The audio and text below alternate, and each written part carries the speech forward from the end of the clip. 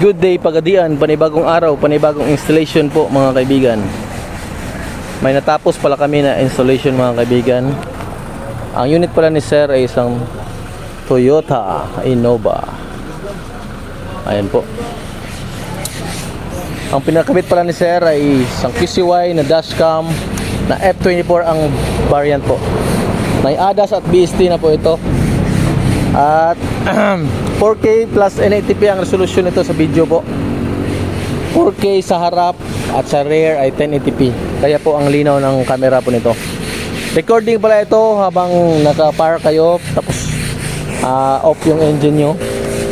Automatic po kung may makabundol man harap at sa likod, may na-sense siya.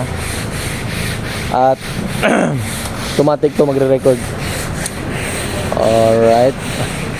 Ito pala ang F24 mga kaibigan. Ito po ang top of the line namin na dashcam mga kaibigan.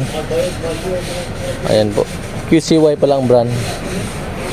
Okay. I-check natin sa loob ng sasakyan mga kaibigan ang dashcam.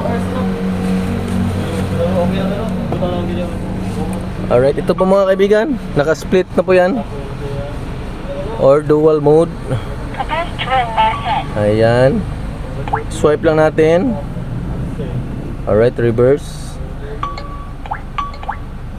Reverse yan mga kaibigan, reverse camera. At saka yung split. At saka front camera. Pwede na ma-adjust mga kaibigan, is ganito lang i-hold at saka swipe. Ayan po. Ito po ang features niya mga kaibigan. Display niya sa home, recording, smart driving, file management, driving settings at system settings.